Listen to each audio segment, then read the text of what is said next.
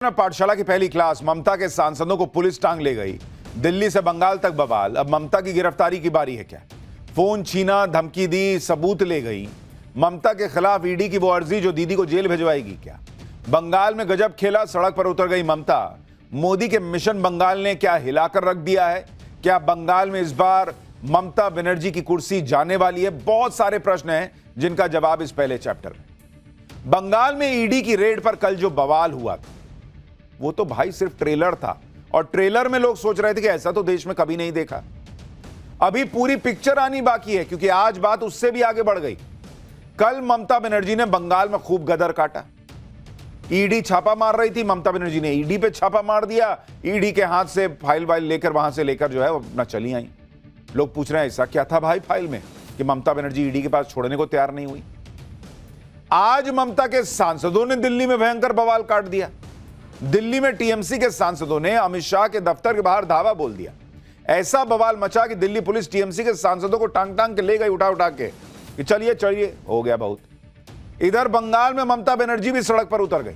BJP के खिलाफ मोर्चा खोल दिया। ये देखिए, ममता और बीजेपी के बीच कोयला घोटाले पर घमासान होने लगा है। बीजेपी ने कह दिया है कि बंगाल में तो कोयला स्मगलिंग का बड़ा हॉटस्पॉट है, इसमें टीएमसी के लोग शामिल हैं। सारे नियम तोड़कर ममता बनर्जी छापेमारी की जगह पर क्यों गई? क्या कुछ ऐसा संदिग्ध था जिसे निकालना जरूरी था? बीजेपी ने सवाल उठाए तो ममता बनर्जी ने पलटवार किया। ममता बनर्जी ने कहा कि अगर तुम मुझे जेल भेजोगे तो मैं तुमको भी बेनकाब कर दूंगी। ममता बनर्जी ने कहा कि उनके पास एक पेन ड्राइव है, अगर एक्सपोज कर दिया तो दिक्कत हो जाएगी। यानी ममता बनर्जी खुद कह रही हैं, धमकी दे रही हैं कि मुझे जेल भेजा तो तुमको नहीं छोड़ूंगी। अब दो सवाल, क्या ममता बनर्जी को भी लग रहा है कि उनको जेल जाना पड़ सकता है? और अगर पेन ड्राइव में कुछ सबूत है तो दिखाती क्यों नहीं? खुद जेल जाएंगी तभी दिखाएंगी, ये क्या बात है? बात सिर्फ एक रेड की नहीं रह गई है, बहुत आगे निकल गई है। ममता बनर्जी घिरती जा रही हैं। ममता बनर्जी जेल जाने की बात इसलिए कह रही हैं क्योंकि कल उन्होंने जिस तरह से ईडी की रेड में एंट्री मारी, उसे लेकर ईडी ने बड़े बड़े खुलासे भी किए। ममता बनर्जी ईडी की रेड के बीच से फाइल लेकर चली। आज ईडी ने ममता बनर्जी की फाइल ही खोल दी। आप देखिए बंगाल में ईडी की रेड की लड़ाई का राउंड 2 किस लेवल पर पहुंच गया। ममता बनर्जी ने ईडी के अधिकारियों के खिलाफ 3 एफआईआर कर दी भाई। खुद ममता बनर्जी ने ईडी के खिलाफ शिकायत देकर एफआईआर करवाई। उधर ईडी भी पीछे नहीं है, वो भी ममता बनर्जी के खिलाफ सीबीआई जांच की अर्जी लेकर कोर्ट पहुंच गई। ईडी ने भी कोर्ट में खुलासा किया कि कैसे ममता बनर्जी ने फोन छीन लिया। उनके अधिकारियों ने ईडी को डराया, धमकाया, सबूत मिटाने को कहा। ईडी के एक्शन को रोकने के लिए ममता सरकार भी कोलकाता हाईकोर्ट पहुंच गई है। यानी ना तो ममता बनर्जी एक कदम पीछे खींच रही है, ना ईडी पीछे खींच रही है। उधर बीजेपी अलग हमलावर है।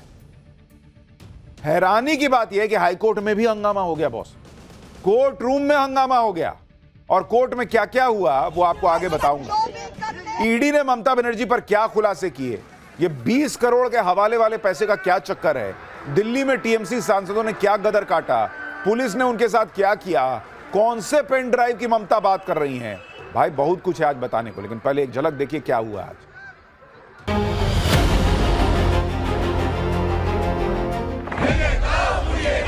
बंगाल में क्या कर रहा है Amit Shah? Shem Shem Amit Shah, Shem Shem. ED को भेजा और ममता बनर्जी शेरनी है, वो सीधा वहां जाके वो प्रोटेक्ट किया हमारे सामान। ममता बनर्जी सारे नियमों, कानून, लोकतांत्रिक मर्यादा को तार तार करके गई हैं, तो वहां कुछ बहुत सेंसिटिव था जिसको निकालना जरूरी था। তুমি আমাকে জেলে ভরবে, আমি তোমাকে সারা পৃথিবীতে ভরে দেবো। সুস্থ বাঘের থেকেও আহত বাঘ আরো ভয়ঙ্কর। देखिए हाँ, यह अमित शाह जी का खेल है जी। ईडी के माध्यम से बंगाल में क्या कर रहा है अमित शाह? अमित शाह क्या कर रहे हैं? हाँ? ये क्या चोरी कर रहे हैं? वोट चोरी कर रहे हैं अमित शाह।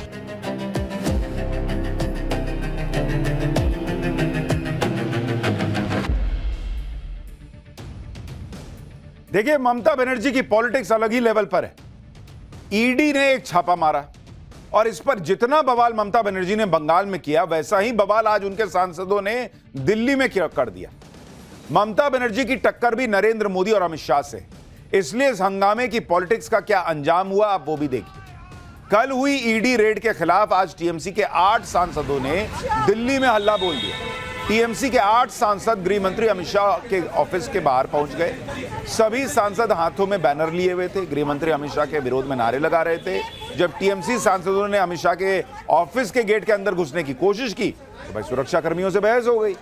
टीएमसी सांसद कहते रह गए कि हम सांसद हैं, हमारे साथ ऐसा व्यवहार नहीं किया जा सकता। सुरक्षा कर्मी टांगे अकड़ दिए गेट से बाहर। ये आप देखिए, सुनिए क्या बोल रहे हैं।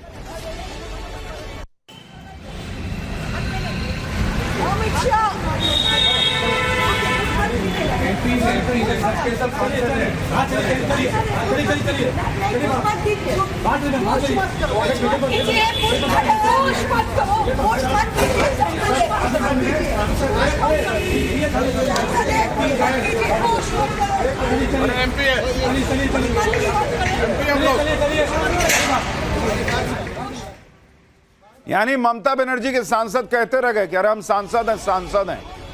और सिक्योरिटी वाला बोल रहा है कि सांसद हैं, कुछ भी हो, एक डेकोरम ना है बॉस। बिना बताए आप आए हैं प्रदर्शन के लिए, गेट बंद कर रहे हैं तो आप सांसद हैं, वाह। इसके बाद दिल्ली पुलिस एक्शन में आई। एक एक करके टीएमसी के सभी सांसदों को हिरासत में ले लिया गया। जो नहीं हटने को तैयार हुआ उसको टांग के हटा दिए। इस दौरान दिल्ली पुलिस और टीएमसी सांसदों की जमकर बहस भी हुई। अमित शाह के ऑफिस के बाहर हो रहे प्रदर्शन में टीएमसी सांसद महुआ मोइत्रा, डेरेक ओब्रायन ये सब पहुंचे हुए थे। पुलिस ने प्रदर्शन कर रहे सांसदों को हटाया तो टीएमसी के सांसदों ने जमकर नारेबाजी कर दी। सुनिए एक बार। जो भी कर ले, इस बीजेपी को हम हरा के रखेंगे। जो भी कह रहे हैं कि हम बीजेपी को हराएंगे, या फिर कह रही हैं डोंट पिंच। पता नहीं कौन चुट्टी काट लिया, क्या हुआ, पिंच कर दिया, क्या हुआ, जो भी उनको कुछ तकलीफ हुई तो कही कि पिंच मत कर। टीएमसी के सभी सांसदों को हिरासत में लेकर बस में बैठा दिया गया। इस दौरान महुआ मोइत्रा ने आरोप लगाया कि हम लोग लोकतांत्रिक अधिकार के तहत प्रदर्शन कर रहे थे, लेकिन हमें गिरफ्तार कर लिया गया। सुनिए महुआ मोइत्रा। আমাদের লোকতান্ত্রিক অধিকার, আমরা ওখানে বসে কালকে রেডের প্রোটেস্ট করছিলাম। এরা দিল্লি পুলিশকে এনে আমাদের টেনে কিভাবে বাসে করে অ্যারেস্ট করে নিয়ে যাচ্ছে। সারা বাংলার লোক, সারা ভারতবর্ষের লোক দেখুন, এদের বুকের পাটা নেই। আমি তো বলবো এরা বেগুনের বাচ্চা। এরা যদি বাঘের বাচ্চা দেখতে চান তো টিএমসি কি দেখুন। বিজেপি হলো বেগুনের বাচ্চা, টিএমসি হলো বাঘের বাচ্চা। দেখে যান আপনারা বাংলার লোক। महुआ मोइत्रा कह रही हैं कि बीजेपी बैंगन का बच्चा है, ये बाघ का बच्चा है। दिल्ली पुलिस के मुताबिक टीएमसी सांसदों को लॉ एंड ऑर्डर खराब न हो, इसकी वजह से हिरासत में लिया गया, जिसके बाद सभी सांसदों को थाने ले जाया गया। वहां जमीन पर बैठे हुए सांसद नजर आए। सांसदों का आरोप है कि थाने में कोई व्यवस्था नहीं थी। तो आप प्रदर्शन करने निकले थे तो पता किए थे कि हम आएंगे, वहां थाने में हमको बैठाओगे तो व्यवस्था होनी चाहिए। सुनिए कीर्ति आजाद क्या कह रहे हैं। पानी पीना है, अंदर पानी तक नहीं मिला है जी, और इसलिए मुझे गला खराब था तो मैं इसलिए पानी गाड़ी में लेने के लिए आया। अंदर पानी नहीं दिया? नहीं, कहा कुछ नहीं, पानी की व्यवस्था नहीं की गई कुछ है। नहीं व्यवस्था है वहाँ। तो आप पानी पीने बाहर आए थे? देखिए, यह अमित शाह का खेल है। ईडी के माध्यम से दिल्ली पुलिस के हमारे अच्छे जितने भी अधिकारी हैं उनके ऊपर दबाव डाल करके सांसदों के साथ इस प्रकार का अत्याचार किया जा रहा है। टीएमसी सांसद कह रहे हैं कि भाई पानी तक नहीं पिलाया दिल्ली पुलिस। अरे आप प्रदर्शन ना करने गए थे, चाय नाश्ता करने गए थे, लेकिन पानी तो देना चाहिए। एक तो सांसदों को गृह मंत्री के ऑफिस पर धावा बोलने के लिए भेजना, फिर जब हिरासत में लिया गया तो ममता बनर्जी भड़क गई। कह रही हैं कि चुने हुए प्रतिनिधियों को सड़कों पर घसीटना कानून का पालन नहीं है। वर्दी में घमंड दिखता है। यह लोकतंत्र है, बीजेपी की प्राइवेट प्रॉपर्टी नहीं है। लोकतंत्र सत्ता में बैठे लोगों की सुविधा या आराम से नहीं चलता। सम्मान आपसी होता है। आप हमारा सम्मान करेंगे, हम आपका सम्मान करेंगे। अब सम्मान अपमान जैसी कोई बात तो रह नहीं गई, क्योंकि सीधी जंग चल रही है भाई। ममता बनर्जी खुद सड़क पर उतर आई हैं। आज कोलकाता में ममता बनर्जी ने ईडी की रेड के खिलाफ मार्च निकाल दिया। ममता के साथ उनकी पार्टी के मंत्री विधायक सब मौजूद रहे। इस प्रदर्शन के जरिए ममता बनर्जी ने अपनी ताकत दिखा दी। अब ममता बनर्जी देखिए, ममता बनर्जी बहुत स्मार्ट पॉलिटिशियन। उन्होंने कल जो है उनकी तस्वीर वायरल हो रही थी कि हाथ में हरा फाइल ली हुई है। चर्चा हो रही थी कि ऐसा क्या ईडी के हाथ लग जाता जो लेके चली गई। उन्होंने पूरी तस्वीर पलट दी। अब कौन तस्वीर दिखा रहे हैं सारे न्यूज चैनल? क्या चर्चा हो रही है सोशल मीडिया पे कि भाई देखिए टीएमसी के सांसदों को पुलिस उठा के ले गई। वो बयान दे रहे हैं कि देखो बंगालियों के साथ क्या हो रहा है, बंगाल के लोगों के साथ क्या हो रहा है, पूरा देश देखे। ममता बनर्जी सड़क पे आ गई, फाइल वाली फोटो गई पीछे। ममता बनर्जी कम स्ट्रेटेजी से थोड़ी चलती हैं, पॉलिटिकल मास्टर हैं वो। ममता बनर्जी ने सीधे बीजेपी को निशाने पर ले लिया। कह रही है कि बीजेपी मुझे जेल भेजेगी तो वो भी बीजेपी को बेनकाब कर देंगे। सुनिए एक बार उनको। লজ্জা করে না? কান কাটা দোকান কাটার দল, জুমলা পার্টি, ঝামেলার পার্টি, হামলাকারী পার্টি, অত্যাচারী পার্টি, অনাচারী পার্টি, দুরাহারি পার্টি, দুরাচারী পার্টি, ব্যভিচারী পার্টি, স্বৈরাচারী পার্টি। তুমি আমাকে একদিন আটকাবে, আমি 100 দিনের ফসল তুলে নেব। তুমি আমাকে জেলে ভরবে, আমি তোমাকে সারা পৃথিবীতে ভরে দেবো। সুস্থ বাঘের থেকেও আহত বাঘ আরো ভয়ঙ্কর। ममता बनर्जी कह रही है कि तुम मुझे जेल भेजोगे, मैं तुम सबको जेल भेज दूंगी। मतलब एकदम जबरदस्त हो गया है मामला भाई। उनको भी हालांकि लग रहा है कि जो उन्होंने किया है, अगर आप देखिएगा नियम कायदे के हिसाब से तो जेल जाने का मामला बन सकता है। इसीलिए वो अभी से हड़का रही हैं कि मुझे भेजोगे तो मैं तुम सबको भी जेल भेज दूंगी। ममता बनर्जी बार बार जेल की बात कर रही हैं। क्या उन्हें जेल जाने का डर सता रहा है? और अगर उन्हें जेल जाने का डर सता रहा है तो इसके पीछे वजह क्या है? किस आरोप में कितने टाइम के लिए ममता बनर्जी को जेल हो सकती है? क्या ममता बनर्जी जेल जाने पर राष्ट्रपति शासन लगाकर बंगाल का चुनाव होगा? यह सब आपको बताऊंगा, लेकिन पहले देखिए कि ममता बनर्जी की इस पॉलिटिक्स पर बीजेपी ने कैसे पलटवार किया। भाई बीजेपी पूछ रही है कि बंगाल में टीएमसी के इतने नेताओं पर रेड पड़ी, तब तो ममता बनर्जी बीच में नहीं आई। आज एक प्राइवेट संस्था पर रेड पड़ी तो ममता बनर्जी फाइल उठा के चल दी। बीजेपी पूछ रही कि क्या ममता बनर्जी को डर है कि उनके भ्रष्टाचार का सच सामने आ जाएगा? सुनिए बीजेपी क्या आरोप लगा रही है। ऐसा क्या घबराहट है कि भ्रष्टाचार बचाओ मार्च ममता बनर्जी और तृणमूल कांग्रेस एक प्राइवेट कंपनी पर हुए सर्च और सीजर के ऑपरेशन के लिए निकाल रही है? क्या उनको घबराहट है कि जो पश्चिम बंगाल की जनता का पैसा ममता बनर्जी और तृणमूल कांग्रेस ने लूटा है, क्या उसके राज उस प्राइवेट कंपनी के फाइल में छिपे हुए हैं? बीजेपी ने कोयला घोटाले का कनेक्शन ममता बनर्जी से जोड़ा तो ममता बनर्जी और भड़क गई। ममता बनर्जी ने बीजेपी को जवाब देते हुए कहा कि वो कहते हैं कि कोयले का पैसा खाया है। किसने खाया वो पैसा? वो पैसा खाया अमित शाह ने, वो कह रही। जगन्नाथ चट्टोपाध्याय बीजेपी के प्रदेश महासचिव से पैसा जाता है शुवेंदु अधिकारी के पास और उनसे पैसा जाता है अमित शाह के पास। ये ममता बनर्जी आरोप लगा रही है। ममता बनर्जी ने दावा किया कि उनके पास पेन ड्राइव है, अगर एक्सपोज कर दिया ना तो आप लोगों को तकलीफ हो जाएगी। ममता बनर्जी कह रही हैं कि उन्होंने काफी बर्दाश्त किया, वो ये सब नहीं करती क्योंकि वो देश से प्यार करती। यानी कल तक बंगाल में फाइल पर बवाल मचा था, अब ममता बनर्जी पेन ड्राइव की बात कर रही हैं। कह रही हैं मैं देश से प्यार करती हूं। भाई देश से प्यार है, आपके पास पेन ड्राइव में अमित शाह शुवेंदु अधिकारी के पास सबूत है तो कोर्ट लेके जाइए। देश से प्यार है तो पेन ड्राइव घर में क्यों रखी है या कहीं भी रखी है? क्यों रखी है? खाली बोलने के लिए? एक्सपोज कीजिए, एक्शन लीजिए। बीजेपी बंगाल के कोयला घोटाले में ममता सरकार को घेर रही है। ममता बनर्जी कह रही है कि कोयले का पैसा बीजेपी के पास जा रहा है, लेकिन इस मामले में जिस आईपैक के खिलाफ रेड पड़ी उसे लेकर ईडी ने खुलासा किया है कि जांच के दौरान उसे यह पता चला कि 20 करोड़ रुपए हवाला के जरिए आईपैक को ट्रांसफर हुए। ईडी के मुताबिक उसके पास इसके ठोस सबूत हैं। आईपैक यानी इंडियन पॉलिटिकल एक्शन कमेटी एक पॉलिटिकल कंसल्टेंसी फर्म है जो टीएमसी के लिए काम करती है। ईडी कह रही है कि इसे 20 करोड़ रुपए को ट्रेस करने के लिए रेड डाली गई थी। ईडी अधिकारियों का दावा है कि ये 20 करोड़ रुपए मुंबई की एक फर्म के जरिए हवाला किए गए और ये वो फर्म है जिसका नाम दिल्ली की शराब घोटाले में भी आ चुका है। ईडी का आरोप है कि आम आदमी पार्टी पर गोवा चुनाव के दौरान गड़बड़ी के आरोप लगे थे और गोवा में आईपैक का ऑपरेशन प्रतीक जैन ही संभाल रहे थे। बीजेपी आरोप लगा रही है कि जिस कोयला घोटाले में ईडी ने रेड मारी हुई उसके तार टीएमसी से जुड़े, इसीलिए ममता बनर्जी बौखलाई हुई। दूसरी तरफ टीएमसी कह रही है कि ईडी की रेड बीजेपी का डर है क्योंकि बीजेपी बंगाल में हार रही है। इस पूरे मामले को लेकर बीजेपी और टीएमसी के बीच पोस्टर वॉर भी शुरू हो गया। टीएमसी ने सोशल मीडिया पर एक पोस्टर जारी किया और कहा कि जब जब अमित शाह डरता है ईडी को आगे करता है। ये देखिए,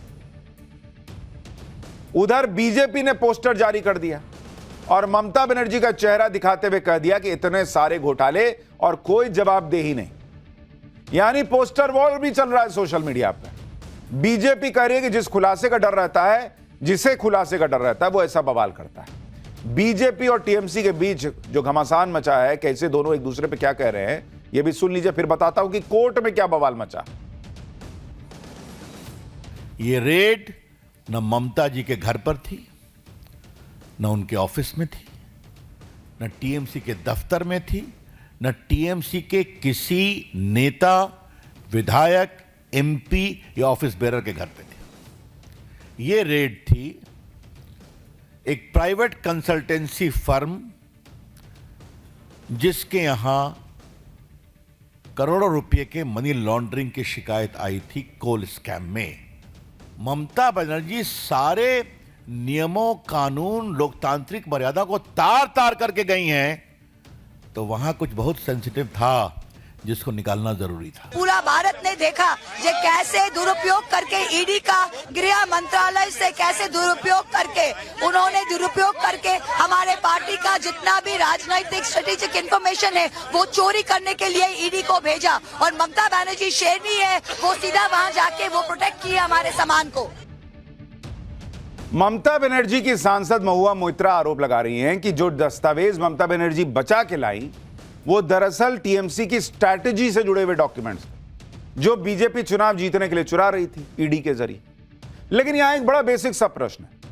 अभी कल तक तो या परसों तक तो यह कहा जा रहा था कि बीजेपी ने एसआईआर के जरिए वहां पर खेला कर दिया है और एसआईआर के जरिए वो चुनाव जीत रही है। तो जब बीजेपी एसआईआर के जरिए चुनाव जीत ही रही है तो फिर इनकी फाइल क्यों लेने जाएगी? और अगर फाइल ले रही है इसका मतलब एसआईआर वाला मामला गड़बड़ था। दोनों कैसे होगा? इसलिए इस वक्त दिख रहा है कि ममता बनर्जी बंगाल में बैकफुट पर है। वो दिखने का प्रयास कर रही है कि मैं फ्रंट फुट पर हूं। वो खुद को जो बार बार उनके सांसद बाग बाग बोल रहे हैं वो बंगाल में बीजेपी के खिलाफ अपना नैरेटिव तैयार कर रहे हैं कि देखो बंगाली अस्मिता, बंगाल की अस्मिता के लिए मैं लड़ती हूं और मैं शेरनी हूं। ये मैसेजिंग है, पॉलिटिकल मैसेजिंग, और कुछ नहीं है। आप देखिए वहां जो सांसद बैठे थे पोस्टर लेकर बैठे थे, उस पर लिखा था कि Amit Shah plus ED versus people of Bengal. वो फोटो दिखाई जरा जो गेट पे सब बैठे हुए। तो ममता बनर्जी इसको लड़ाई बना रही हैं, बंगाल की जनता वर्सेस मोदी शाह। ये देखिए Amit Shah plus ED versus people of Bengal. People of Bengal क्या है भाई? आपकी फाइल है, आप कह रही हैं आपकी पॉलिटिकल फाइल है, इसमें पीपल ऑफ बंगाल की कौन सी फाइल थी? ममता बनर्जी ने कल जो ईडी की रेड पर बवाल किया था उसमें वो अपने लिए माहौल बना रही है। लेकिन ये सब करके ममता बनर्जी और फंस रही है क्योंकि ईडी ममता बनर्जी के खिलाफ कोर्ट चली गई है। अपनी अर्जी में ईडी ने कल की रेड के बारे में जो कहा वो हैरान करने वाला है। ईडी ने अपनी अर्जी में बताया कि उन्होंने सीएम से यह कहा था कि भाई पीएमएलए की कार्रवाई चल रही है, आप दखल मत दीजिए। फिर भी सीएम ममता बनर्जी और बंगाल पुलिस ने जांच में बाधा डाली। ईडी ने आरोप लगाया कि मुख्यमंत्री और पुलिस अधिकारियों ने दखल देकर डिजिटल उपकरण और अहम दस्तावेज हथिया लिए। तलाशी के दौरान ईडी अधिकारियों को रोका गया, डराया गया। ईडी ने साफ कहा कि जो हुआ उससे उनकी जांच को गंभीर नुकसान पहुंचा है। भाई ईडी का हिसाब यह है कि कल को कोई फाइल लौटा भी दी जाए, कैसे पता चलेगा कि वो वही फाइल है जो ममता बनर्जी उठा के ले गई? अब तो चल गई फाइल, कोई एक हरी फाइल दे दो, कह दो कि यही था, जाओ ले जाओ। ईडी ने कोर्ट में ममता बनर्जी पर बड़े बड़े आरोप लगा दिए, लेकिन इंडी गठबंधन को इसमें कुछ भी गलत नहीं दिख रहा। ईडी के एक्शन पर इंडी गठबंधन के नेता क्या कह रहे हैं, सुनिए जरा।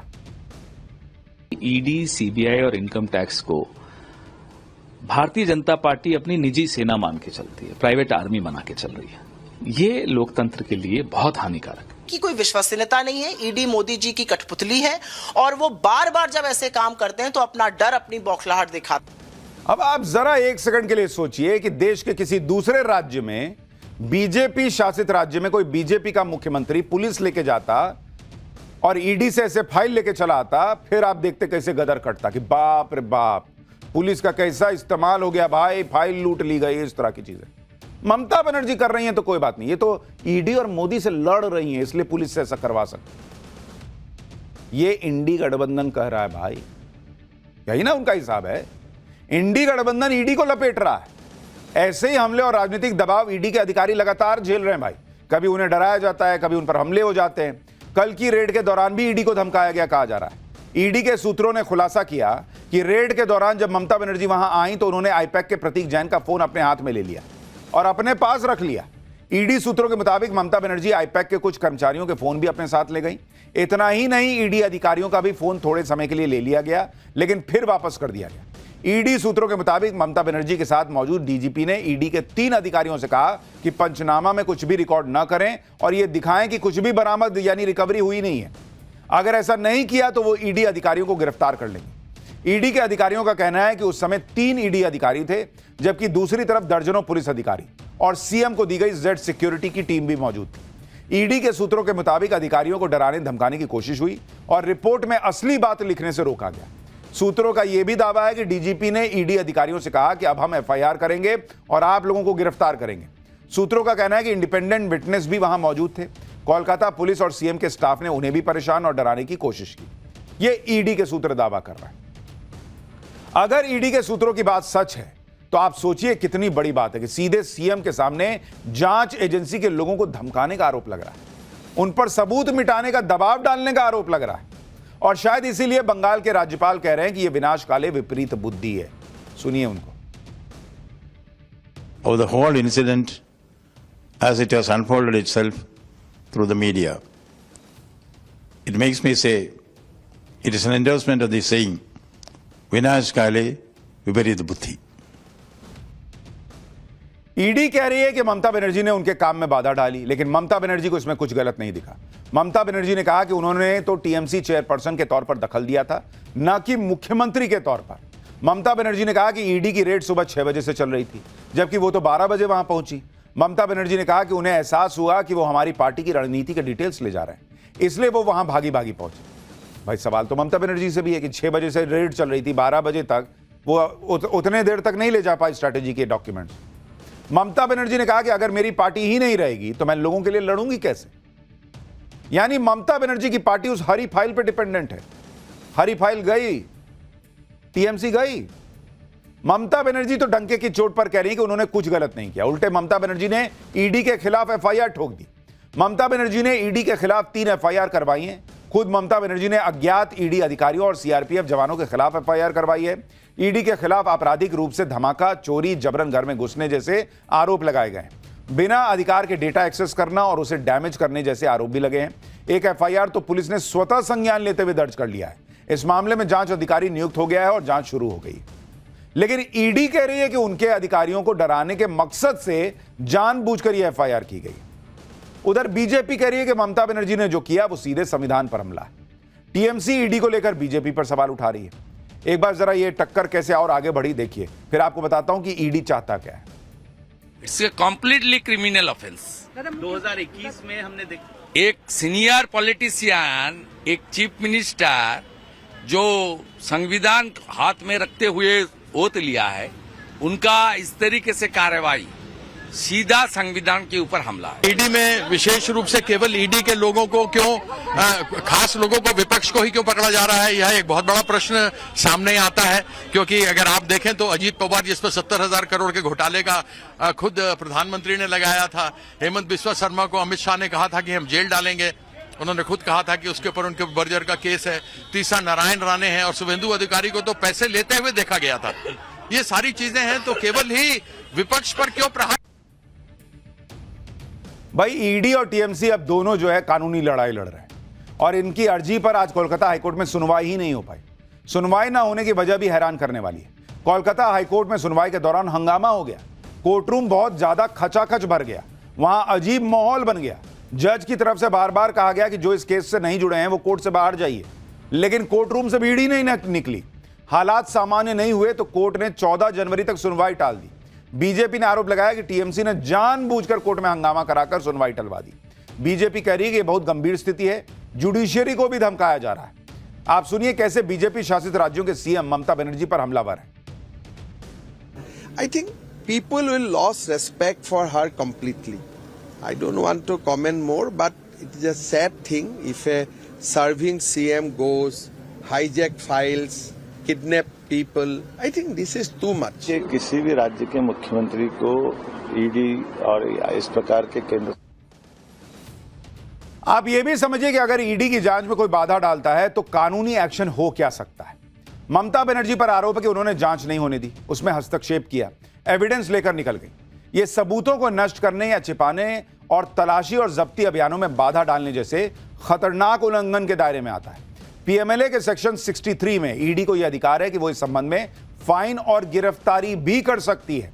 पीएमएलए के तहत होने वाली गिरफ्तारियों में बेल मिलना कठिन होता है। यह पूरी तरह से कोर्ट पर निर्भर करता है कि बेल कब मिलती है। आपको याद होगा कि अरविंद केजरीवाल ने समन पर पेश होना बंद कर दिया था, इसलिए उनकी गिरफ्तारी तक हो गई थी। ममता बनर्जी के मामले में आरोप बेहद गंभीर हैं कि जांच ही नहीं होने दी गई और सबूतों को लेकर चली गई। इसलिए कानूनी तौर पर अगर ईडी चाहे तो यह मामला बनता है कि ममता बनर्जी की गिरफ्तारी हो सकती है। और क्या इसीलिए ममता बनर्जी बार बार गिरफ्तारी की बात कर रही हैं, तुमको भी गिरफ्तार कर लूंगी, ये सब कर रही हैं? क्या अगला स्टेप यही होना है? अभी बंगाल की लड़ाई अलग लेवल पे जाने वाली है बॉस, ये तो अभी भी सिर्फ शुरुआत भर है। So tell the population, please, Donald, I beg you. And Prime Minister Modi came to see me. Sir, may I see you, please? Modi Trump की बात करेंगे, लेकिन इस वक्त ईरान में जो गदर मचा हुआ है उसकी कुछ तस्वीरें पहले देखिए। पूरी दुनिया की नजर इस वक्त ईरान पर है कि क्या ईरान में तख्ता पलट तय हो चुका है। लाखों लोग ईरान में सड़क पर आ गए हैं। वहां के सुप्रीम कमांडर खामनेई को हटाने के लिए पब्लिक टूट पड़ी है। ईरान में जिधर देखो उधर प्रदर्शनकारी ही दिख रहे हैं। आप तस्वीर देखिए, बहुत सड़क पे भीड़ ही भीड़।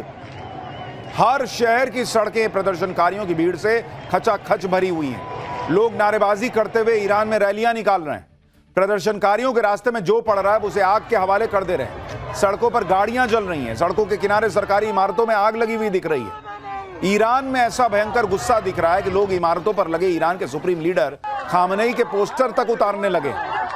ईरान में एक वक्त पर राजशाही थी, फिर इस्लामिक शासन आया, लेकिन अब शहर के चौराहों पर लगी मूर्तियों के ऊपर राजशाही के समय वाले झंडे फहराए जाने लगे। ईरान की सेना और सुरक्षा बल सीसीटीवी कैमरों की मदद से प्रदर्शनकारियों पर निगरानी रख रहे हैं, लेकिन लोगों की भीड़ सड़कों पर लगे सीसीटीवी कैमरे तोड़ दे रही है और आगे बढ़ रही है। देखिए कैसे चढ़ गया ऊपर से कैमरा तोड़ रहा है।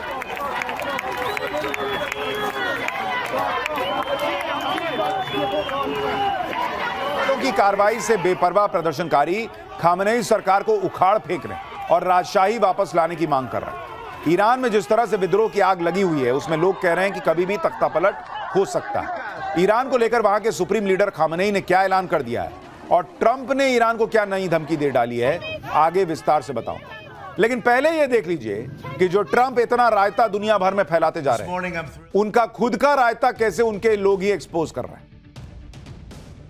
नरेंद्र सरेंडर का नैरेटिव हमारे यहां कांग्रेस पार्टी बनाने में लगी रहती है। कैसे उनको आज एक बहुत बड़ा झटका तब लगा जब अमेरिका से ट्रंप के मंत्री की गवाही आ गई और इस गवाही से क्लियर हो गया कि जो डोनाल्ड ट्रंप अपनी सनक दिखाकर पूरी दुनिया को डरा रहे हैं, उन डोनाल्ड ट्रंप का कोई पैतरा भारत और मोदी पे नहीं चल रहा। ट्रंप के कॉमर्स मिनिस्टर हैं हावर्ड लुटनिक। आज उनके एक बयान की बड़ी चर्चा है जिसमें लुटनिक ने कह दिया है कि अमेरिका और भारत की ट्रेड डील तो हो जाती, हो ही गई थी, अगर मोदी ट्रंप को फोन कर देते। ट्रंप के मंत्री लुटनिक ने कहा कि भारत और अमेरिका के बीच ट्रेड डील तैयार हो चुकी थी, इस पर मुहर लगाने के लिए नेता स्तर पर बातचीत होनी बाकी थी। लुटनिक ने यह भी दावा किया कि भारत को डील करने के लिए 3 हफ्ते का वक्त भी दिया गया था और इस डेडलाइन से पहले प्रधानमंत्री मोदी को अमेरिकी राष्ट्रपति ट्रंप को फोन करके बात करनी थी। जैसे वो मुनीर वगैरह मक्खन लगाते हैं, अमेरिका सोचा कि मोदी भी फोन करके मक्खन लगाएंगे। लेकिन वही उनका मंत्री बता रहा है भाई कि भारत तैयार नहीं हुआ, भारत सहज नहीं था ये सब करने में। क्यों करेंगे भाई, तुम ट्रेड डील कर रहे हो, ट्रेड डील करो। हाँ ट्रंप आप बहुत अच्छे हैं, अरे वाह मजा आ गया सर आपने ऐसी डील कर। क्यों मोदी बोलेंगे भाई ऐसा? तो पीएम मोदी ने कॉल नहीं किया, ये उनका मंत्री बता रहा है। जो लोग यहां कहते हैं कि मोदी ने फोन कर दिया, अरे मोदी तो झुक गए, ट्रंप का मंत्री कह रहा है बॉस कि मोदी डिड नॉट कॉल।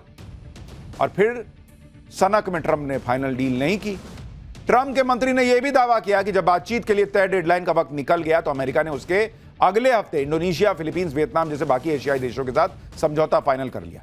अमेरिकी वाणिज्य मंत्री ने यह भी दावा किया कि 3 हफ्ते का वक्त गुजरने के बाद जब भारत ने इस पर आगे बढ़ने के लिए संपर्क किया तो अमेरिका की तरफ से कहा गया कि मौका निकल चुका है। तो मौका निकल चुका है तो तुम्हारे लिए भी निकला, हमारे लिए भी निकला। लेकिन नरेंद्र मोदी ने देश की अस्मिता के साथ समझौता नहीं किया कि तुमको डील करनी है, बराबरी में डील करो। हम तुमको कह रहे हैं कि ट्रंप को बोलो कि मोदी को फोन करें। तो मोदी क्यों ट्रंप को फोन करेंगे भाई? बाकी दुनिया करती होगी, भारत नहीं करता है। जब से ट्रंप के मंत्री का यह बयान आया है, जब से ट्रंप का वो बयान आया था जिसमें उन्होंने कहा था कि पीएम मोदी ने उनसे मिलने के लिए फोन किया था, भाई कांग्रेस को तो एकदम मौका मिलना चाहिए। एकदम उछल गई, नरेंद्र सरेंडर फिर कहने लगी। लेकिन ट्रंप के मंत्री को भारत ने ट्रंप के मंत्री ने जिस तरीके से अब बात रखी है, और पहले ट्रंप और उनके लोगों की इन हथकंडों को भी आपको समझना चाहिए, क्योंकि कल तक ट्रंप कह रहे थे कि मोदी तो खुद उनसे मिलने के लिए फोन कर रहे थे। आज ट्रंप के मंत्री कह रहे हैं कि मोदी ट्रंप को फोन नहीं करते। सुनिए ट्रंप क्या कह रहे थे और ट्रंप के मंत्री क्या बता रहे हैं, खुद पता चल जाएगा कि यह देश कितना झूठा है भाई। इसके नेता झूठे हैं तो क्या पूरा देश ही झूठा है? देखिए कैसे खुद ही अलग अलग बात बोलते हैं। इसीलिए इनकी पाकिस्तान से बनती है, क्योंकि मुनीर शहबाज वहां वो झूठे, यहां इनका झूठ खत्म नहीं होता। मोदी डिडंट कॉल, ये ट्रंप का वो मंत्री बता रहा है जिसने बैठकर डील जो है वो लगभग कागज पे तैयार कर ली थी। और कांग्रेस पार्टी कह रही है एक बयान डोनाल्ड ट्रंप अनाप शनाप कुछ बोले, यहां एकदम मीम पे मीम, अरे भैया मोदी सरेंडर मोदी सरेंडर। ये भी नहीं सोचते हैं कि अपने देश के प्रधानमंत्री के बारे में बोल रहे हैं, जबकि उनके देश का नेता बोल रहा है कि भाई मोदी नहीं झुके। ट्रंप और उनके लोग जिस हालत में बातें कह रहे हैं, कभी कहते हैं कि मोदी ट्रंप से मिलने के लिए फोन करते हैं, कभी कहते हैं मोदी ट्रंप को फोन ही नहीं करते। देखिए ये सब इस चक्कर में है कि मोदी को ये लोग सोच रहे हैं कि झुका लेंगे, भारत को झुका लेंगे, क्योंकि हमारे यहां तो नरेंद्र सरेंडर का 2 मिनट में एकदम पॉकेट में तैयार रहता है, इनका फेंक देते हैं।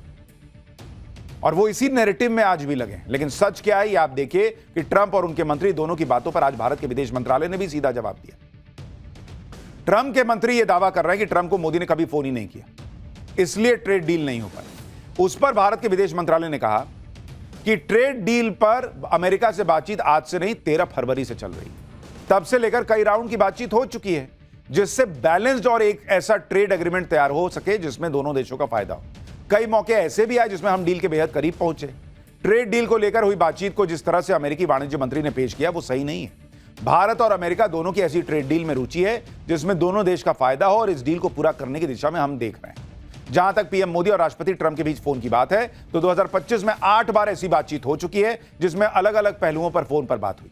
जहां तक एक दूसरे को संबोधित करने की बात है, तो पीएम मोदी और ट्रंप दोनों ने एक दूसरे को हमेशा आपसी सम्मान के साथ ही संबोधित किया है। यानी भारत का कि आप इस वक्त स्ट्रैटेजी देखिए और भारत का व्यवहार देखिए, एक बैलेंस्ड, एक संयमित बयान जो है वो भारत हमेशा दे रहा है। ट्रंप के बयान सनक से भरे हुए हैं, लेकिन भारत और भारत का जो पक्ष है वो हमेशा संयमित रहा है, और भारत ने क्लियर किया। ऐसा नहीं कि नरेंद्र मोदी ने ट्रंप से कभी बात ही नहीं की। वो कह रहे 2025 में 8 बार तो बात हुई, ऐसा थोड़ी दोस्ती तोड़ ली या कभी रिश्ता ही तोड़ लिया। लेकिन तुम ये चाहोगे कि डील तब होगी जब मोदी फोन करेंगे, वाह सर बहुत अच्छा कर दिया, ऐसा बोलेंगे तो नहीं होगा। ये सीधा हिसाब है। तो भारत ने दुनिया को क्लियर कर दिया कि जो बात करनी है बात कर रहे हैं, अलग अलग मुद्दे पे कर रहे हैं, वो नहीं करेंगे जो बाकी दुनिया कर रही है।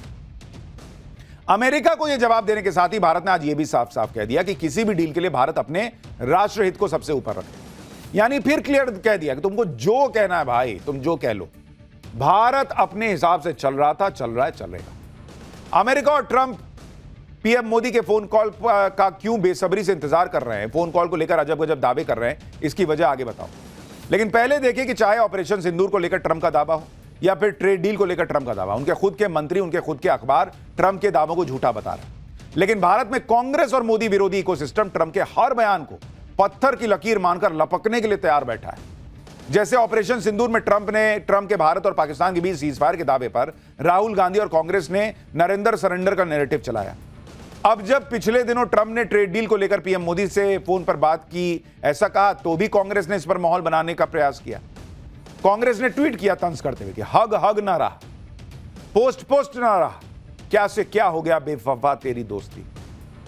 ये लोग ट्विटर की ही दुनिया में खुश है, वहीं कर लेंगे, वहीं किसी का जो है कुछ मीम बना देंगे, किसी का क्लिप काट के डाल देंगे, उसी में इनकी दुनिया कट रही है बॉस। ये यही नहीं समझ पा रहे कि भारत इसके बाहर बैठा हुआ है। अमेरिका और ट्रंप क्यों लगातार पीएम मोदी के फोन कॉल का जिक्र कर रहे हैं, क्यों उन्हें पीएम मोदी के फोन का बेसब्री से इंतजार हो रहा है, यह भी देखिए। पहली बात, ट्रंप की पैंतरेबाजी को पीएम मोदी समझ चुके हैं। जिस प्रेशर वाली सिचुएशन में UK, Vietnam, Philippines, Indonesia, Japan, दक्षिण कोरिया और यूरोपियन यूनियन ट्रंप के सामने झुक गए, पीएम मोदी ने देश के आत्मसम्मान से समझौता नहीं किया। इसलिए खुद ट्रंप भी कह चुके हैं कि पीएम मोदी उनसे भी टफ नेगोशिएटर हैं, दोनों में कोई तुलना नहीं। जब अमेरिका खुद कह रहा है कि ट्रेड डील के लिए पीएम मोदी ने फोन करने से मना कर दिया, तो नरेंद्र सरेंडर का दावा करने वालों को भी सोचना होगा कि ऑपरेशन सिंदूर के दौरान पीएम मोदी ने सीज फायर के लिए ट्रंप को फोन किया हो। ऐसा कैसे हो सकता है? भाई यही था ना नैरेटिव कि भाई मैं बिजनेस नहीं करूंगा इसलिए सरेंडर, तुम जो है वो सीज फायर कर लो, और भारत ने सीज फायर कर लिया। तो जब भारत सीज फायर कर लिया तो नरेंद्र मोदी फिर फोन भी कर देते ट्रंप के दावे के हिसाब से, लेकिन उन्होंने नहीं किया। तो सीज फायर भी ट्रंप के कहने पर नहीं किया होगा, ये अपने आप क्लियर हो जाता है। अगस्त 2025 के आखिर में न्यूयॉर्क टाइम्स और जर्मनी के अखबार फ्रैंकफर्टर ऑलगेमाइन ज़ितुंग ने दावा किया था कि ट्रंप ने 4 बार पीएम मोदी से फोन पर बात करने की कोशिश की, लेकिन पीएम मोदी ने नहीं बात की। अब दूसरी बात यह भी देखिए कि जो ट्रंप के टैरिफ वाले प्रेशर में झुक गए और जिन्होंने डील के लिए ट्रंप से बात की, उनका क्या हाल हुआ। जापान के प्रधानमंत्री शिगेरू इशिबा को इस्तीफा देना पड़ा। ट्रंप के साथ डील को लेकर यूके के प्रधानमंत्री के कार्टून बन रहे हैं, उनकी कमजोरी का मजाक उड़ाया जा रहा है। दक्षिण कोरिया और यूरोपीय यूनियन के लोग भी ट्रंप के साथ डील को लेकर नाराजगी जता रहे हैं। ये लोग अपने नेताओं से मजबूती दिखाने की उम्मीद कर रहे थे। सीधी सी बात है कि नरेंद्र मोदी रत्ती भर इधर से उधर नहीं हुए देश हित के मामले में। ट्रंप पूरा दम लगाकर भी मोदी को हिला नहीं पाए, और दुनिया में वही एक ऐसे नेता दिखते हैं जिनसे ट्रंप इस वक्त हारे हुए दिख रहे हैं। इसमें आप इस बात को भी समझिए कि भारत किस तरह के नेता से डील कर रहा है। भाई ट्रंप तो वो हैं जो किसी की परवाह नहीं कर रहे हैं। अमेरिकी मीडिया को कल ही दिए एक कई इंटरव्यू में ट्रंप ने से जब पूछा गया कि जिस तरह से वो इंटरनेशनल रूल्स की धज्जियां उड़ाते चले जा रहे हैं, उसमें उनकी लिमिट क्या है, कहां रुकिएगा बॉस, या रुकिएगा भी नहीं कि नहीं। इस पर ट्रंप ने कह दिया कि उन्हें अंतर्राष्ट्रीय कानून की कोई जरूरत ही नहीं, सिर्फ एक ही चीज उन्हें रोक सकती है और वो है उनका अपना दिमाग। यानी जब वो खुद चाहेंगे तभी ये सब रुकेगा, नहीं तो ऐसा ही चलता रहेगा। ट्रंप ने यह भी कबूल किया कि वो ऐसी हरकतें दबाव बनाने के लिए करते हैं। ट्रंप ने कहा कि अमेरिका जब तक खुद चाहेगा तब तक वेनेजुएला को चलाएगा। ट्रंप ने यह भी कहा कि वो मेक्सिको में ड्रग कार्टेल्स पर जमीनी हमला करेंगे। ग्रीनलैंड पर ट्रंप ने कह दिया कि अमेरिका को इसका मालिकाना हक हर हाल में चाहिए। मतलब एकदम जैसे फिल्मों में नहीं गुंडाई टाइप होता कि मुझे चाहिए तो चाहिए, वैसा हिसाब चल रहा है। और ये दुनिया को ज्ञान देते हैं कि तुम ये मत करो, तुम वो मत करो, रूस तुम एक काम करो, उससे युद्ध रोक दो, मुझे नोबेल दे दो। क्या है भाई ये। लेकिन अगर ग्रीनलैंड अमेरिका ने छीन लिया तो फिर नेटो नहीं बचेगा, क्योंकि ट्रंप जिस तरह की हरकतें कर रहे हैं उससे पूरा यूरोप भड़का हुआ है।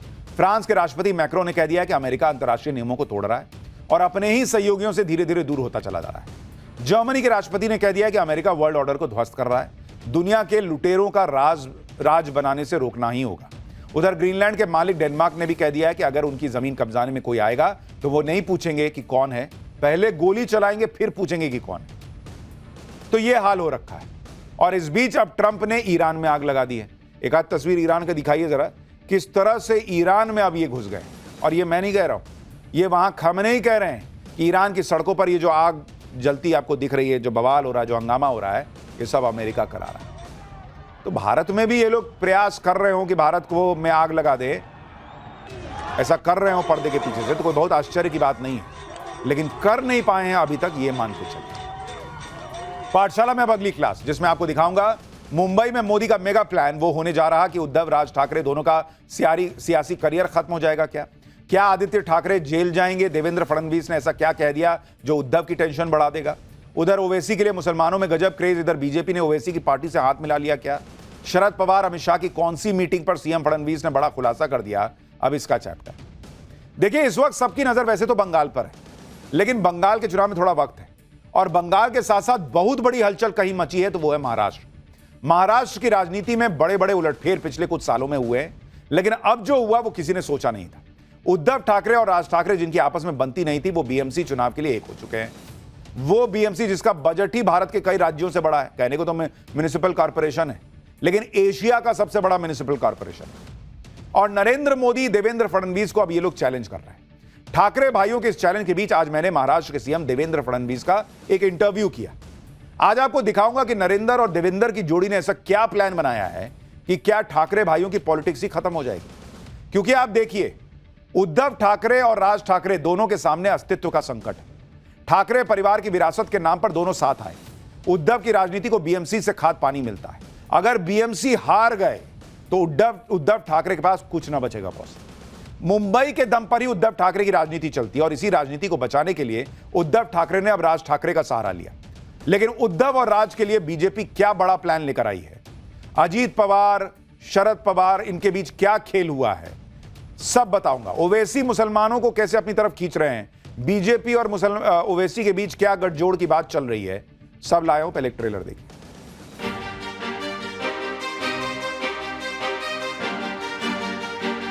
देखिए, ये संभव नहीं है एआईएमआईएम को साथ में लेना ये हमको मंजूर नहीं है। इस अलायंस में the biggest loser will be Raj Thackeray. कि सोचिए क्या सीन रहता होगा, जैसे जब एक कमरे में देवेंद्र फडणवीस हैं, अजीत पवार हैं। 2029 तक मोदी जी हैं और 2029 के बाद भी मोदी जी ही हैं।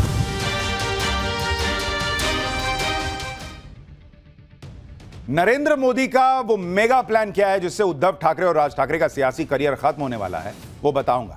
लेकिन आप देखिए कि कैसे ठाकरे भाई इस वक्त साथ आकर प्रचार कर रहे हैं, अपनी ताकत दिखा रहे हैं और नरेंद्र मोदी को सीधा चैलेंज कर रहे हैं। उद्धव ठाकरे ने कह दिया है कि वो मोदी के लिए प्रचार करते थे, लेकिन अब मोदी उनकी पार्टी खत्म करने पर तुले। राज ठाकरे के साथ मिलकर बीजेपी से लड़ेंगे और राज ठाकरे से अब वो कभी अलग नहीं होंगे। इधर राज ठाकरे कह रहे हैं कि वो मंदिर तो जाएंगे लेकिन गंगा का पानी नहीं पिएंगे। इसका हिंदुत्व से क्या संबंध है?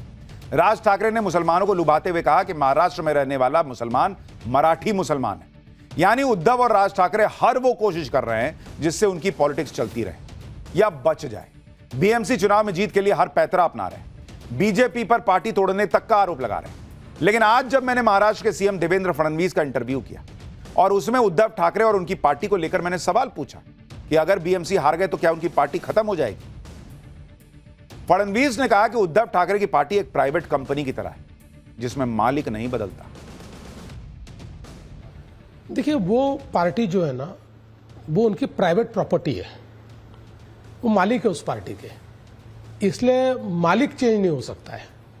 नीचे के जो है वो बेचारे सारे सैनिक और बाकी सारे जो लोग हैं वो इधर उधर जाते रहेंगे, चेंज होते रहेंगे, मालिक की मर्जी आएगी वैसा वो चलता रहेगा। हाँ, इतना ज़रूर है। देखिए, मैं हमेशा कहता हूँ कि चुनाव में हारना या चुनाव में जीतना ये मायने नहीं रखता, लेकिन हारने के बाद उस हार से आप क्या सीख लेते हो ये मायने रखता है। कांग्रेस की हालत क्यों खराब है? जो प्रधानमंत्री जी कहते, किसी भी हार से वो सीखते नहीं है, वही मूर्खता, उसी प्रकार का व्यवहार वो लगातार करते रहते। अगर उद्धव जी और उनकी सेना इस हार से नहीं सीखेंगे तो आगे भी उनका हश्र यही होगा। मुझे यह लगता है आपकी लोगों में जाने की कितनी मंशा है, संघर्ष करने की कितनी मंशा है, पार्टी चलाना है तो उसको समय देने की कितनी मंशा है, इस पर निर्भर करता है। महाराष्ट्र में बीएमसी चुनाव ठाकरे भाइयों के लिए करो या मरो का चुनाव है। खास तौर पर मुंबई की बीएमसी तो उद्धव ठाकरे के लिए लाइफलाइन है। अगर बीएमसी हार जाते हैं तो मामला गड़बड़ हो सकता है। आप देखिए कि महाराष्ट्र में 29 महानगर पालिकाओं के लिए मतदान होना है। 15 जनवरी को मतदान होगा, 16 को नतीजे आ जाएंगे। पिछले 3 चुनावों से लगातार उद्धव की शिवसेना सबसे बड़ी पार्टी रही है। इस बार उद्धव की शिवसेना 163 सीटों पर लड़ रही है, राज ठाकरे की एमएनएस 53 सीटों पर। यानी बीएमसी में अपनी सत्ता बचाने के लिए उद्धव ठाकरे ने राज ठाकरे से हाथ मिला लिया। लेकिन इससे क्या उद्धव को फायदा होगा? क्योंकि राज ठाकरे तो विधानसभा चुनाव में 0 पर सिमट गए थे। उत्तर भारतीयों को पीट कर क्या राज ठाकरे की पार्टी खड़ी हो जाएगी? अभी हाल ही में महाराष्ट्र में हुए स्थानीय निकाय चुनाव में भी एमएनएस को 1 सीट नहीं आई थी और इसीलिए देवेंद्र फडणवीस कह रहे हैं कि इस चुनाव में सबसे बड़ा लूजर, उद्धव ठाकरे से भी बड़ा लूजर राज ठाकरे होंगे। ये राज ठाकरे का कोई भविष्य दिख रहा है सर आपको? मेरा अपना मानना यह है कि देखिए, राज ठाकरे एक ऐसे नेता है कि जिनको एक ऑडियंस है। राज ठाकरे अपने बेबाक विचारों के लिए जाने जाते हैं। कोई भी बात सीधे तौर पर कहने वाले राज ठाकरे, भाषण भी बहुत अच्छा करते हैं। लेकिन मुझे यह लगता है कि इस चुनाव में उन्होंने बहुत बड़ी गलती की है। उन्होंने उद्धव जी के साथ जाकर जो अलायंस किया है, मेरा अपना मानना है, मैं कोई पॉलिटिकल पंडित नहीं हूं, लेकिन मेरे अनुभव के आधार पर कहता हूं, इस अलायंस में the biggest loser will be Raj Thackeray. Uddhav ji नहीं होंगे। उद्धव जी को राज ठाकरे का फायदा मिलेगा, लेकिन राज ठाकरे जी को उद्धव जी का फायदा नहीं मिलेगा। बीजेपी और राज ठाकरे के बीच अलग ही तरह का रिलेशन है। कभी राज ठाकरे पीएम मोदी की जमकर तारीफ करते हैं, कभी वो हिंदुत्व को लेकर ऐसे बयान देते हैं जिससे हंगामा मच जाता है। इन सब के बीच राज ठाकरे के नेता और कार्यकर्ता मराठी के नाम पर गुंडागर्दी भी करते हैं। सीएम देवेंद्र फडणवीस से मैंने पूछा कि भाई आप राज ठाकरे के साथ क्यों नहीं, राज ठाकरे और आप लोग साथ क्यों नहीं आ सकते? सीएम फडणवीस ने कहा कि राज ठाकरे की पार्टी मराठी के नाम पर जो गुंडागर्दी करती है उससे बीजेपी सहमत नहीं है। इसलिए राज ठाकरे के साथ गठबंधन का सवाल नहीं है, क्योंकि राज ठाकरे जब मराठी मानुष की बात करते हैं तो वो हिंदुओं को अलग अलग करके देखते हैं। देखिए, जब उन्होंने हिंदुत्व के विचार को अपनाया तो हमने उनको साथ में लिया, क्योंकि हिंदुत्व ये हमको जोड़ने वाला धागा है। लेकिन बाद में वापस जब हिंदुत्व से वो केवल इस प्रकार के विचारों में चले गए, या उनके लोगों ने वापस मराठी के नाम पर उत्तर भारतीयों को मारना, उनको पीटना, उनको गाली देना शुरू कर दिया, ये हमारे पार्टी को मंजूर नहीं है। देखिए, हम भी मराठी प्राइड वाले लोग हैं, मैं मराठी हूँ, मुझे मराठी होने का बहुत अभिमान है, मराठी भाषा के लिए हम लड़ते हैं। हमारे प्रधानमंत्री जी ने मराठी भाषा को क्लासिकल लैंग्वेज का दर्जा दिया। महाराष्ट्र में मराठी कंपलसरी होनी चाहिए, इसका हमारा आग्रह है। इसका मतलब ये नहीं है कि महाराष्ट्र में बसने वाले अन्य प्रांतों के जो लोग हैं उनके साथ आप दुर्व्यवहार करें, ये हम नहीं पसंद करते, हम नहीं मान्य करते। राज ठाकरे के साथ तो बीजेपी नहीं जा सकती, लेकिन क्या उद्धव ठाकरे बीएमसी चुनाव हारे तो बीजेपी उनको वापस ले लेगी? उद्धव ठाकरे ने 2019 में बीजेपी के साथ गठजोड़ तोड़ लिया। मुख्यमंत्री पद के मुद्दे पर उद्धव ने बीजेपी का साथ छोड़ा था और बाद में कांग्रेस एनसीपी के साथ मिलकर सरकार बना ली थी। लेकिन अब हालात बदल चुके हैं, उद्धव की पार्टी टूट चुकी है, इंडी गठबंधन भी उद्धव ठाकरे को भाव नहीं दे रहा। ऐसे में क्या उद्धव की एनडीए में वापसी हो सकती है? सुनिए देवेंद्र फडणवीस ने क्या बड़ा दावा किया। अगर उद्धव जी को यह समझ में आया कि मैंने गलती की थी बीजेपी से अलग होकर, और उन्होंने कहा कि जब सब आ ही गए हैं, अजीत भाई को भी ले ही सकते हो, शिंदे जी यही हैं, तो मुझे भी वापस ही ले लो, तो क्या यह संभव है कि उद्धव ठाकरे वापस आए? देखिए, ये संभव नहीं है, क्योंकि पॉलिटिकल अलायंसेस करना आसान होता है। मसलन दो पॉलिटिकल पार्टी है, पॉलिटिकल अलग अलग एजेंडे पे चल रही है, और फिर कॉमन मिनिमम प्रोग्राम में सब साथ में आ गए, ऐसा होता है। लेकिन जहां मन दुख जाता है वहां कोई कॉमन मिनिमम प्रोग्राम नहीं होता, कोई एजेंडा नहीं होता। हमारे मन दुखे हुए हैं, हम एक दूसरे से अलग होने के बाद या अलग होने की राह पर जिस प्रकार का व्यवहार उन्होंने हमारे साथ किया है, जिस प्रकार से प्रधानमंत्री जी के बारे में अपशब्द वो बोलते लिखते, इन सारी चीजों के बाद ये मन नहीं है। देखिए, वो कोई हमारे शत्रु नहीं है, हम चुनाव के बाद उनके साथ बैठकर चाय पी सकते हैं, लेकिन अलायंस नहीं कर सकते। दरवाजा क्लोज है। देखिए, दरवाजा तो उन्होंने क्लोज किया था, आपने बाहर से कुंडी मार दी, वैसे समझ लीजिए। यानी फडणवीस क्लियर कह रहे हैं, कुछ भी हो जाए उद्धव ठाकरे एनडीए में वापस नहीं आ सकते। महाराष्ट्र की राजनीति पिछले कुछ सालों में ऐसी हो गई कि पता ही नहीं कौन चलता कौन किसके साथ। बीजेपी के गठबंधन में भी हाल फिलहाल बहुत टकराव दिखे। बीजेपी गठबंधन में तनाव की चर्चा इसलिए भी होती है क्योंकि पुणे नगर निगम में अजीत पवार ने शरद पवार के साथ गठबंधन कर लिया। इसके अलावा साल 2019 में जब देवेंद्र फडणवीस ने अजीत पवार के साथ मिलकर सरकार बनाई थी तो 48 घंटे के अंदर बहुमत साबित नहीं होने पर देवेंद्र फडणवीस को इस्तीफा देना पड़ा था। 2019 में अजीत पवार का बीजेपी के साथ आना और फिर वापस शरद पवार के पास चले जाना, ये पूरा खेल क्या था, किसके इशारे पर हुआ था? लोग सोचते हैं अजीत पवार ने धोखा दिया था। आज फडणवीस ने बड़ा खुलासा किया कि उन्होंने अजीत पवार को फोन करके कहा था कि आप शरद पवार के पास वापस चले जाइए। सुनिए पहली बार कंप्लीट इनसाइड स्टोरी। तो हमको पता था, देखिए अजीत दादा ने कोई गलती नहीं की, अजीत दादा हमारे साथ थे, हमसे बात करके हमने उनको वापस भेजा, क्योंकि वो फैसला अजीत दादा का था ही नहीं। हमारे साथ आने का फैसला शरद पवार जी का था। बाद में शरद पवार जी बदल गए, तब भी अजीत दादा हमारे साथ रहे। अजीत दादा को इसलिए वापस जाना पड़ा कि सुप्रीम कोर्ट ने एक निर्णय दिया, जिस निर्णय के बाद हम लोगों की मेजॉरिटी होते हुए भी हम उस मेजॉरिटी से सरकार नहीं बना सकते थे, इसलिए उनको वापस भेजना पड़ा। आपने बोल के भेजा था? हाँ जी, बिल्कुल अजीत पवार। हाँ जी, 100%। और मैंने ऊपर में भी उस समय हमारे अमित भाई से बात की, क्योंकि सरकार बन रही थी, तो अमित भाई को मैंने पूरा ब्रीफ किया हुआ था। तो मैंने अमित भाई को कहा कि अब इन परिस्थितियों में मुझे ऐसा लगता है कि अजीत पवार जी ने वापस चले जाना चाहिए और मैंने इस्तीफा देना चाहिए। उन्होंने कहा बिल्कुल सही बात है। जब वो पवार साहब ने पलटने के बावजूद जब अजीत दादा अपने साथ रहे, तो अब ये भी अपना भी फर्ज बनता है कि हम उनको पॉलिटिकल डेथ की ओर न ले जाए, लेट हिम गो बैक। ये तो बड़ी बात आप कह रहे हैं। और शरद पवार जी से जो ये अंडरस्टैंडिंग हुई थी कि अजीत पवार आपके साथ आएंगे, ये आपने की थी या दिल्ली से हुई थी? देखिए, हम मतलब अमित शाह जी और मैं और शरद पवार जी, अजीत दादा, प्रफुल्ल भाई, सबने मिलकर तय किया था। सब बैठ के किया? बिल्कुल मिलकर तय किया था। फिर आपने कभी अजीत दादा से पूछा कि ये शरद पवार क्यों पलट गए? वो आपके लिए शायद कुछ स्क्रिप्ट लिख रहे थे जिसमें आप फंस गए। देखिए, अब स्क्रिप्ट क्या है ये मुझे भी पता है, अजीत दादा को भी पूरा पता है। अब बहुत पानी बह गया, छोड़ दीजिए। अब लेकिन अजीत पवार वापस तो नहीं जाएंगे उनके पास? नहीं, सवाल ही नहीं, वापस जाने का कोई सवाल नहीं। देवेंद्र फडणवीस ने पहली बार खुलासा किया कि अजीत पवार शरद पवार के धोखा देने के बावजूद जो वो कह रहे हैं फिर भी रुके रहे थे।